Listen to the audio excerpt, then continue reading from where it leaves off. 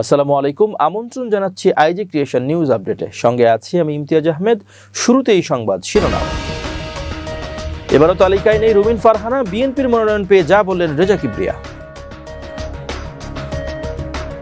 খালেদা জিয়ার সঙ্গে লন্ডনে গেলেন যে 6 চিকিৎসক। ভারতীয় গোয়েন্দা নিয়ে হত্যার পরিকল্পনা তাপসের অফিসে।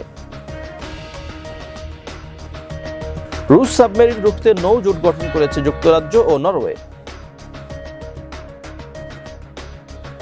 বাবরি মসজিদ নির্মাণের ঘোষণা, পশ্চিমবঙ্গে সেই বিধায়ককে বরখাস্ত করল তৃণমূল কংগ্রেস। এবার বিস্তারিত।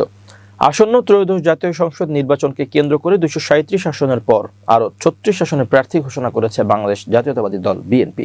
এতেও মনোনয়ন পাননি বিএনপির সহ আন্তর্জাতিক বিষয়ক সম্পাদক রুমিন ফারহানা। বৃহস্পতিবার 4 নভেম্বর বিকালে গুলশানে চেয়ারপারসনের কার্যালয়ে সংবাদ সম্মেলনে 36 আসনে প্রার্থী ঘোষণা করেন দলের মহাসচিব মির্জা ফখরুল ইসলাম আলমগীর। এ পর্যন্ত বিএনপি মোট 272টি আসনে দলীয় প্রার্থী ঘোষণা করেছে। এখনও ফাঁকা রয়েছে 28টি আসন। ফাঁকা আসনে ব্রাহ্মণবাড়িয়া 2 ও ব্রাহ্মণবাড়িয়া 6 আসনে রয়েছে। ব্রাহ্মণবাড়িয়া 2 আসনে মনোনয়ন চেয়েছেন রুমিন ফারহানা।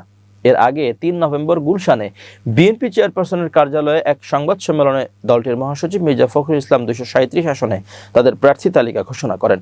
এর মধ্যে মাদারীপুর 1 আসনের প্রার্থী কামাল জামান মোল্লার প্রার্থিতা স্থগিত করা হয়। এবার ওই আসনে মনোনয়ন পেয়েছেন নাদিরা আক্তার। অন্যদিকে সব জল্পনা কল্পনার অবসান ঘটিয়ে অবশেষে হবিগঞ্জ 1 আসনে ধানের শীষের মনোনয়ন পেলেন সদ্য বিএনপিতে যোগ দেওয়া অর্থনীতিবিদ ডক্টর রেজা কিবরিয়া। বৃহস্পতিবার বিকেলে বিএনপির মহাসচিব মির্জা ফখরুল ইসলাম আলমগীর স্বাক্ষরিত পত্রে তাকে দলীয় মনোনয়ন দেওয়া হয়। ডক্টর রেজা কিবরিয়া প্রয়াত অর্থমন্ত্রী শাহ AMS কিবরিয়ার ছেলে। বিএনপির মতো একটি দলে মনোনয়ন পেয়ে খুবই আনন্দিত হয়েছেন বলে জানিয়েছেন ডক্টর রেজা কিবরিয়া। তিনি বলেন, এর ফলে আমি আমার এলাকা নবীগঞ্জ বাহুবলের জন্য কাজ করার সুযোগ পেয়েছি। প্রথমেই আমার বাবার অসমাপ্ত কাজগুলো শেষ করতে চাই। এছাড়া আমি উন্নত মানের college, technical college, nursing college করতে চাই। আন্তর্জাতিক মানের শিক্ষিত লোক তৈরির জন্য যা যা করা দরকার সবই আমি করতে চাই। আমার প্রধান লক্ষ্য হচ্ছে নবীগঞ্জ বাহুবলের শিক্ষার উন্নয়ন করা। সর্বোপরি আমি সবার সহযোগিতা চাই। উল্লেখ্য, এই আসনে আরও 4 জন ধানের শীষের মনোনয়ন প্রত্যাশী ছিলেন। এর মধ্যে সাবেক এমপি শেখ সুজাত মিয়া শক্ত অবস্থানে ছিলেন। এছাড়াও মাঠে বেশ জোরে সোরে অবস্থান নিয়েছিলেন কুষ্টিয়া ইসলামী বিশ্ববিদ্যালয় ছাত্রদলের সাবেক সভাপতি মোহাম্মদ মুখলিসুর রহমান মুখলিস। তারা দুজনেই মাঠে খুব আলোচিত ছিলেন। তবে সবচেয়ে বেশি আলোচিত ছিলেন শেখ সুজাত মিয়া। তবে বেশ কিছুদিন ধরেই আলোচনায় উঠে আসে ডক্টর রেজা কিবরিয়া। তিনি বিএনপিতে যোগ দিয়ে দলীয় মনোনয়ন পেতে পারেন বলেই বেশি আলোচনা ছিল। প্রথম দিকে তিনি স্বতন্ত্র প্রার্থী হিসেবে প্রতিদ্বন্দ্বিতা করবেন বলেই আলোচনা হচ্ছিল। দিন যতই ঘনিয়ে আসছিল ততই আলোচনায় আসে তিনি বিএনপিতে যোগ দিয়ে ধানের শীষের প্রার্থী হচ্ছেন। গত কয়েকদিনে বিষয়টি অনেকটাই নিশ্চিত হয়ে যায়। মেডিকেল বোর্ডের সিদ্ধান্তে উন্নত চিকিৎসার জন্য বিএনপি চেয়ারপারসন ও সাবেক প্রধানমন্ত্রী বেগম খালেদা জিয়াকে লন্ডনে নেওয়া হচ্ছে। ইতিমধ্যে তার জন্য এয়ার অ্যাম্বুলেন্স প্রস্তুত রাখা হয়েছে। বৃহস্পতিবার 4 ডিসেম্বর বিএনপি মহাসচিব মির্জা ফখরুল ইসলাম আলমগীরের সই করা এক বিজ্ঞপ্তিতে খালেদা জিয়ার লন্ডন সফর সঙ্গীদের তালিকা প্রকাশ করা হয়েছে। সেখানে মোট 14 জন রয়েছেন। তালিকা অনুযায়ী খালেদা জিয়ার সঙ্গে 6 জন চিকিৎসক লন্ডনে যাচ্ছেন। তারা হলেন doctor Abu Jafar Mohammad Zahid Hossain, doctor Fakhruddin Mohammad Siddiqui, doctor Shahabuddin Talukdar, ডাক্তার নুরুদ্দিন আহমেদ, ডাক্তার জাফর ইকবাল ও ডাক্তার মোহাম্মদ আল মামুন। বিএনপি চেয়ারপারসনের লন্ডন চিকিৎসা যাত্রায় পরিবারের সদস্য হিসেবে থাকছেন তার পুত্রবধূ সাইদা শামিলা রহমান। পাশাপাশি বিএনপি চেয়ারপারসনের উপদেষ্টা কাউন্সিল সদস্য ডক্টর মোহাম্মদ এনামুল হক চৌধুরী, দলের ভারপ্রাপ্ত চেয়ারম্যান সহকারী মোহাম্মদ আব্দুল হাই মল্লিক ও চেয়ারপারসনের সহকারী ব্যক্তিগত সচিব মোহাম্মদ মাসুদুর রহমান লন্ডন সফরে থাকবেন। নিরাপত্তার অংশ হিসেবে স্পেশাল সিকিউরিটি ফোর্স SSF এর সদস্য হাসান শাহরিয়ার ইকবাল ও সৈয়দ সামিন মাহফুজ সফর সঙ্গী হচ্ছেন। গৃহ পরিচারিকা ফাতেমা বেগম এবং রূপ শিকদারও লন্ডনে যাবেন। ব্যক্তিগত চিকিৎসক AZM জাহিদ হোসেন জানিয়েছেন, পিলখানায় বিডিআর সদর দপ্তরে সেনা হত্যাযজ্ঞের তদন্ত কমিশনের রিপোর্টে ঘুরে ফিরে ক্ষমতাচ্যুত প্রধানমন্ত্রী শেখ হাসিনার ভাতিজা ব্যারিস্টার শেখ ফজলে নূর তাপসের নামই বেশি এসেছে। উচ্চ ক্ষমতা সম্পন্ন এই স্বাধীন তদন্ত কমিশন তাপসের সংশ্লিষ্টতার আদ্যপান্ত খুঁজে বের করেছে। তদন্তের আগে গণমাধ্যমের রিপোর্টেও তাপস ছিলেন আলোচিত। কমিশনের প্রতিবেদনে বলা হয়েছে, পিলখানা হত্যাকাণ্ডের আগে ভারতীয় পক্ষের সঙ্গে বৈঠকের পর পুরো পরিকল্পনা চূড়ান্ত করা হয় এবং সমন্বয়ের জন্য তাপসের অফিস ও বাসায় একাধিক বৈঠক হয়। তাপসের অফিসে এরকম এক বৈঠকে বসেই ভারতীয় গোয়েন্দাদের নিয়ে পিলখানা হত্যাযজ্ঞের পরিকল্পনা চূড়ান্ত হয়। ভারতীয় কমান্ডো ও বিভিন্ন গোয়েন্দা সংস্থা 24 জন পিলখানা হত্যাকাণ্ডে সরাসরি যুক্ত ছিলেন বলে সাক্ষ্য প্রমাণের ভিত্তিতে তদন্ত কমিশন তাদের রিপোর্টে উল্লেখ করেছে। ভারতে পলাতক শেখ হাসিনা ব্যারিস্টার তাপসের ফুপু। শেখ হাসিনা শেখ পরিবারের আরেকজন প্রভাবশালী সদস্য বর্তমানে পলাতক শেখ সেলিমও এই পরিকল্পনায় যুক্ত ছিলেন বলে তদন্ত কমিশন সাক্ষ্য প্রমাণে নিশ্চিত হয়েছে। তৎকালীন স্বরাষ্ট্র প্রতিমন্ত্রী সোহেল তাজ এই পরিকল্পনার কথা জানতেন। 2008 সালের ডিসেম্বরে ভারতের সহায়তায় 111-এর সরকারের পাতানো নির্বাচনে হাসিনা ক্ষমতায় বসেন। এরপর পরিকল্পিত উপায়ে মাত্র 2 মাসের মধ্যে দেশপ্রেমিক সেনা অফিসারের পর্যায়ক্রমে বিডিআরে পদায়ন করা হয়। এর আগে রৌমারী, বড়াইবাড়ি ও পদুয়া সীমান্তে বিডিআরের হাতে ভারতীয় বিএসএফ সদস্যের হত্যার প্রতিশোধ সেনা মনোবল ভেঙে দিয়ে বাংলাদেশের উপর আধিপত্য বিস্তারের বাসনা নিয়ে সুপরিকল্পিত এই হত্যাকাণ্ড চালানো হয় বলে কমিশন মনে করে। কমিশনের প্রতিবেদনে বলা হয়, পদুয়া ও রৌমারীর যুদ্ধ বিডিআরের ইতিহাসে শৌর্য, বীর্য ও বীরত্ব প্রদানের অবিস্মরণীয় একটি ঘটনা। ওই খণ্ডযুদ্ধে বিএসএফ এর যে শোচনীয় ও লজ্জাজনক পরাজয় ঘটে, ভারত কখনোই তা মেনে নিতে পারেনি। পিলখানায় সংঘটিত বর্বর হত্যাকাণ্ড তদন্তের জন্য অন্তর্বর্তী সরকারে গঠিত জাতীয় স্বাধীন তদন্ত কমিশন প্রায় 11 মাস তদন্ত শেষে গত রোববার প্রধান উপদেষ্টা অধ্যাপক ডক্টর মোহাম্মদ ইউনূসের কাছে প্রতিবেদন হস্তান্তর করে। এই কমিশনের প্রধান হলেন মেজর জেনারেল অবসরপ্রাপ্ত আলম ফজলুর রহমান।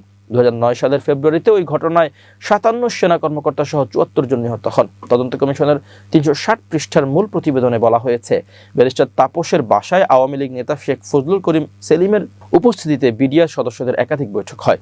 একটি বৈঠকে অফিসারদের জিম্মি করার পরিকল্পনার কথা জানানো হয়, পরে তা পরিবর্তন করে হত্যার সিদ্ধান্ত নেওয়া হয়। কমিশনের প্রতিবেদন অনুযায়ী তৎকালীন স্বরাষ্ট্র প্রতিমন্ত্রী সোহেল তাজ ও প্রধানমন্ত্রী শেখ হাসিনার ফুফাতো ভাই শেখ সেলিমের উপস্থিতিতে ভারতের গোয়েন্দা সংস্থা 24 জনের একটি দল বৈঠকে অংশ নেয়।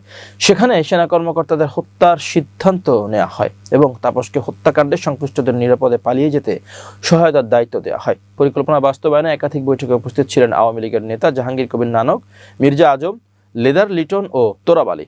এসব পরিকল্পনা সম্পর্কে 44 রাইফেলস ব্যাটালিয়নের সিও কর্নেল শামস অবগত ছিলেন এবং তাপস তৎকালীন প্রধানমন্ত্রী শেখ হাসিনার কাছ থেকে সিদ্ধান্তের অনুমোদন নেওয়ার দায়িত্বে ছিলেন।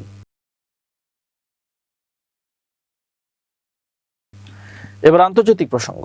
যুক্তরাজ্য ও নরওয়ে একটি প্রতিরক্ষা চুক্তি সই করেছে, যার আওতায় তারা উত্তর আটলান্টিক রুশ সাবমেরিন শনাক্ত ও তল্লাশির জন্য একটি যৌথ নৌবহর পরিচালনা করবে। এই চুক্তির লক্ষ্যে সমুদ্রের তলদেশে থাকা তারযুক্ত যোগাযোগ ব্যবস্থা, আন্ডার সি কেবল সুরক্ষা দেওয়া, যেগুলো ব্রিটিশ কর্মকর্তাদের মতে ক্রমশ মস্কোর পক্ষ থেকে হুমকির মুখে পড়েছে।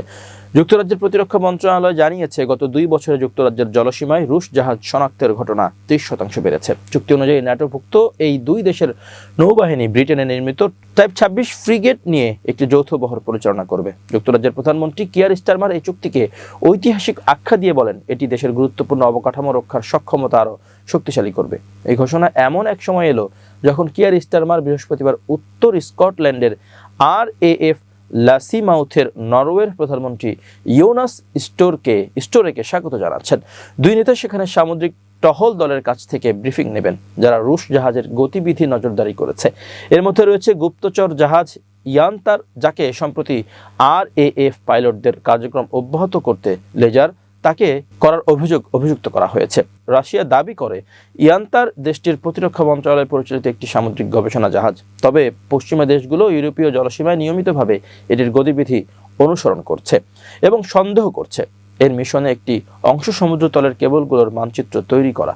ব্রিটেন তার তথ্যের আদান প্রদানের জন্য সমুদ্রতলের কেবল নেটওয়ার্কের উপর ব্যাপকভাবে নির্ভরশীল। একই সঙ্গে উত্তর সাগরের প্রতিবেশী দেশগুলোর সঙ্গে যুক্তরাজ্যের গুরুত্বপূর্ণ তেল ও গ্যাস পাইপলাইনও রয়েছে, যার মধ্যে নরওয়ের সঙ্গেও সংযোগ আছে। ভারতের তৃণমূল কংগ্রেস বৃহস্পতিবার পশ্চিমবঙ্গের দেবরার বিধায়ক হুমায়ুন কবিরকে দল থেকে বরখাস্ত করেছে। মুর্শিদাবাদ জেলায় বাবরি মসজিদ নির্মাণ করার ঘোষণা দেওয়ার জেরেই তার বিরুদ্ধে এই ব্যবস্থা নেওয়া হয় বলে ভারতীয় গণমাধ্যমগুলো জানিয়েছে। কবির ঘোষণা দিয়েছিলেন তিনি আগামী 6 ডিসেম্বর মুর্শিদাবাদের বেলডাঙ্গায় বাবরি মসজিদের আদলে একটি মসজিদের ভিত্তিপ্রস্তর স্থাপন করবেন। অযোধ্যার বাবরি মসজিদ 1992 সালের 6 ডিসেম্বর হিন্দুত্ববাদী সংগঠন RSS ও বিজেপির নেতৃত্বাধীন ডানপন্থী জনতা ভেঙে ফেলে। তারা দাবি করেছিল ওই স্থানে প্রাচীন রাম মন্দির ছিল। পরে 2019 সালের সুপ্রিম কোর্টের একটি বেঞ্চ নির্দেশ দেয় ওই জমি একটি ট্রাস্টকে দেওয়া হবে, যারা রাম মন্দির নির্মাণের তত্ত্বাবধান করবে। 4 বছরেরও বেশি সময় পর 2024 সালের 22 জানুয়ারি প্রধানমন্ত্রী নরেন্দ্র মোদীর নেতৃত্বে আয়োজিত এক অনুষ্ঠানে অযোধ্যায় রাম মন্দিরের উদ্বোধন হয়। কলকাতার মেয়র ফিরহাদ হাকিম বৃহস্পতিবার সাংবাদিকদের জানান, বাবরি মসজিদ প্রাঙ্গণে বিতর্কিত মন্তব্য করার কারণেই কবিরকে দল থেকে সাসপেন্ড করা হয়েছে। তিনি বলেন, এর আগেও ওই বিধায়ককে একাধিকবার সতর্ক করা হয়েছিল। ফিরহাদ হাকিম বলেন, আমরা লক্ষ্য করেছি মুর্শিদাবাদের আমাদের একজন বিধায়ক হঠাৎ করে বাবরি মসজিদ তৈরির ঘোষণা দিয়েছেন। হঠাৎ করে কেন বাবরি মসজিদ? আমরা আগেও তাকে সতর্ক করেছিলাম। প্রিয় দর্শক, শেষ করছে আইজি ক্রিয়েশন নিউজ আপডেট। আজ এ পর্যন্তই। ভিন্ন খবর নিয়ে দেখা হবে আগামীকাল সন্ধ্যা 7:30টায়।